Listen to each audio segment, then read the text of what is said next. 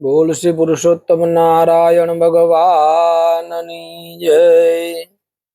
वसुदेव सुतं देवं कंस चाणूरमर्दनं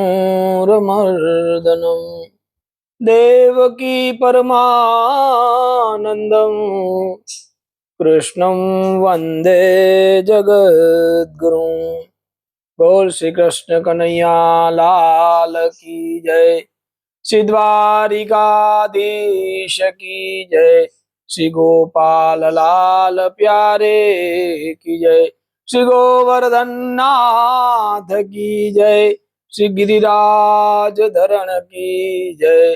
श्री पुरुषोत्तम नारायण भगवाननी जय। पुरुषोत्तम नारायण भगवानना अधिक मासમાં આગળની કથા જેવું ઠાર્યું તેવું ઠરજો। કથા આપણે શ્રવણ કરીએ। એક ગામ હતું, તે ગામમાં શેઠ અને શેઠાણી રહેતા હતા।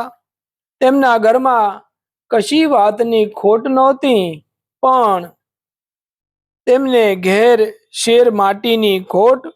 શેઠ ને શેઠાણી ખૂબ જ ધાર્મિક અને પ્રેમાળ હતા। દરેક વ્રત વર્તુલા કરે। શેઠને તો પુત્રની ઝંખના હતી, પરંતુ હરિ ઈચ્છા બળવાન એમ માની પ્રભુ ભક્તિમાં મન લગાવતા। પણ શેઠાણી તો ગમે તેમ સ્ત્રી છે ના, પુત્રની લાલસા સ્ત્રીને અધિક હોય, તેથી હંમેશા તેઓ ચિંતાતુર રહેતા। એવામાં અધિક માસ આવે છે ત્યારે શેઠાણી શેઠને કહે, સાંભળો જ, આપણે આટલા વ્રત ને વર્તુલા કર્યા, પરંતુ કશી ફળની આશા રાખી નથી। પરંતુ આ વખતે તમને કહું છું કે પુરુષોત્તમ માસમાં પુત્રની ઈચ્છા પૂરી થાય, એટલા માટે આ પુરુષોત્તમ માસ આપણે નાહીશું। જો પ્રભુની મરજી હશે ના, તો આપણા ઘેર અવશ્ય પારણું બંધાશે અને શેર માટીની ખોટ પૂરી થશે। શેઠ કહે, ભલે જેવી તારી મરજી, એમ કહી પુરુષોત્તમ મહિનો નાવાનો સંકલ્પ કર્યો છે। બીજા દિવસે પવિત્ર પુરુષોત્તમ માસ હોવાથી શેઠ ને શેઠાણી નદીએ નાવા ગયા છે।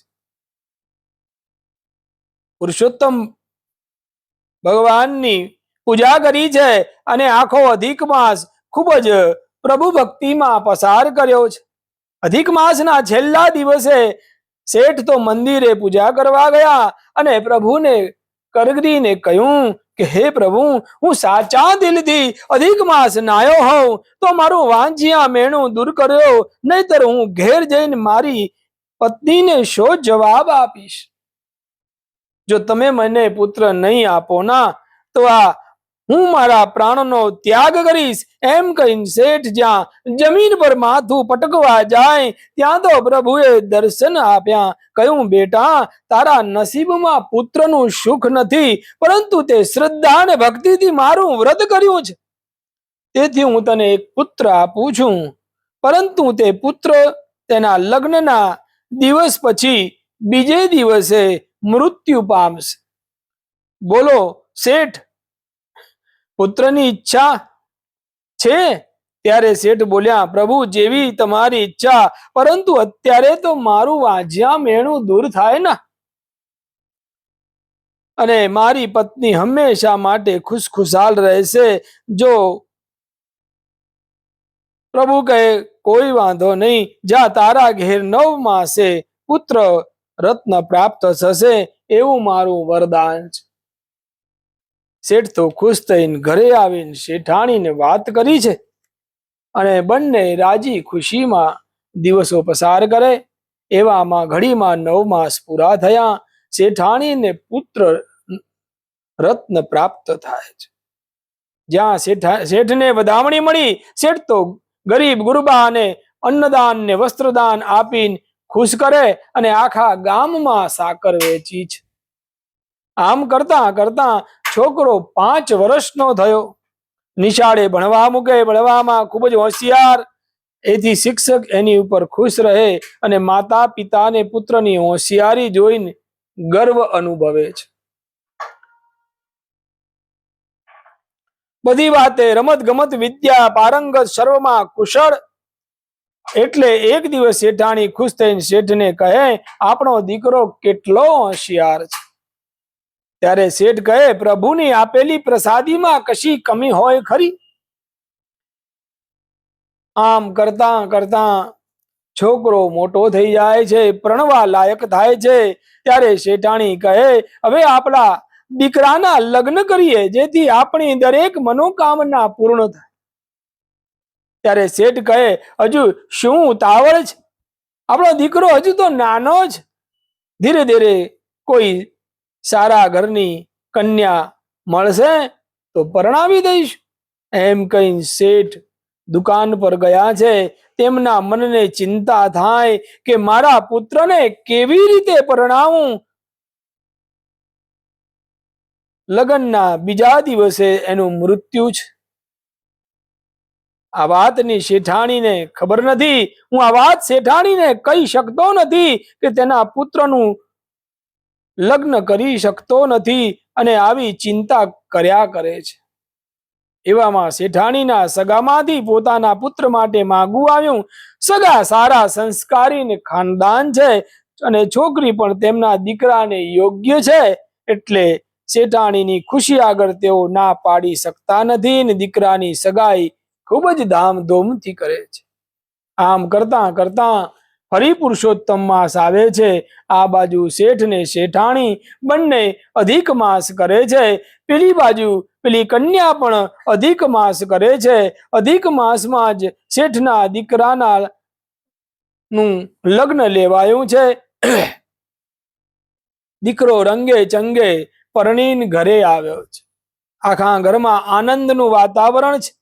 પરંતુ આ બાજુ શેઠના મનને ચિંતા કોરી ખાય છે. મનમાં વિચાર કરે કે જે થવાનું હોય તે થાય. વહુ સમજદાર છે, માટે લાવ મારા મનની વાત હું વહુને કહું. જ્યારે શેઠે પોતાની વહુને બોલાવી વાત કરી ત્યારે વહુ કહે, બાપુજી એમાં શું? મારે આખો માસ બ્રહ્મચર્ય વ્રતનું પાલન કરવાનું છે. તેથી આવતી કાલે કોઈ સંજોગોમાં આ વાત બનવાની નથી. અને બીજું તમે અને મેં અધિક માસ કર્યો છે તો પ્રભુ ઉપર વિશ્વાસ રાખો અને કોઈનું બુરું કરતા નથી.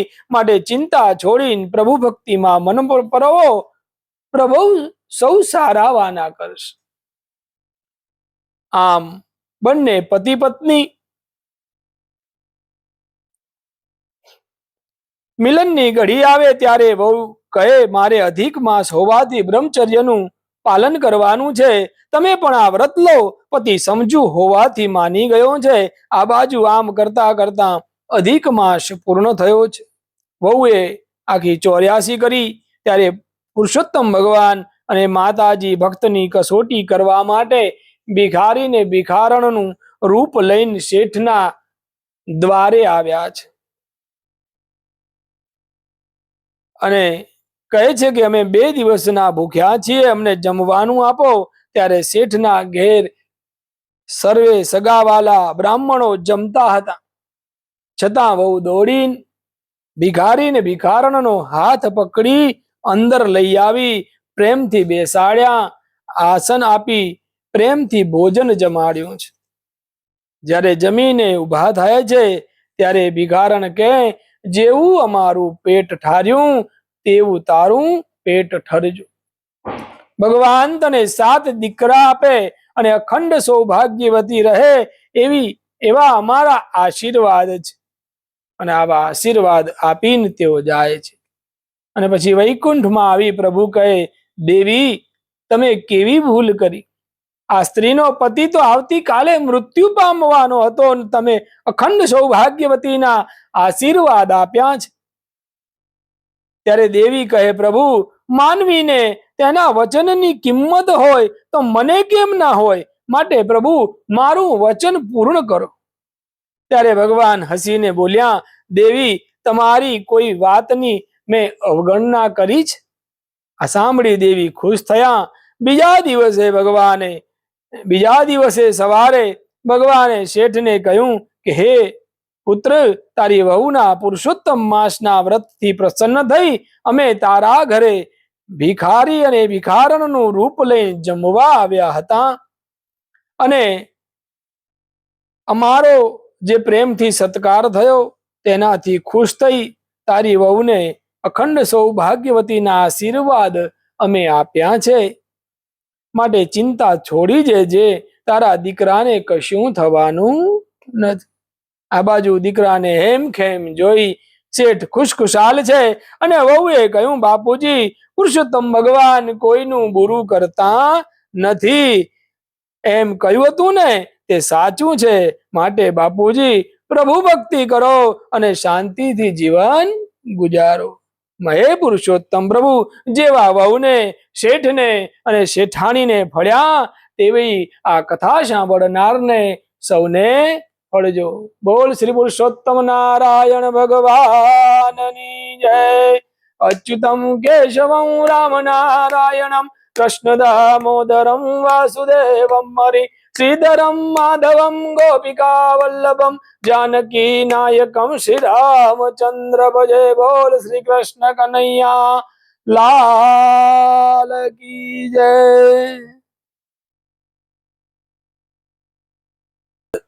અધિક માસની કથા ના વિડીયો તો તમને પસંદ આવે તો લાઈક કરજો, શેર કરજો અને અમારી ચેનલને સબસ્ક્રાઇબ કરજો. ધન્યવાદ.